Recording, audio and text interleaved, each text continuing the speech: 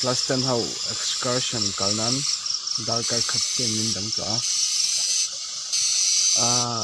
ke boy kan kalain siam lawa wam don rol hian an nuam lo thei achen chu motor rui che ta ki kamia ang poni se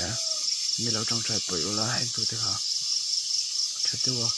kan ka thei nan chuan khwa om te 62 te nu le pa te le se lai te po dam tlang ta kai lo om nei kan de se ka tong trai poi rang cheu ti sheola chuan class 10 tun kuma thatiwa HSLC result mu te le pass te po lompoina chibai ve khula ola anu ron kala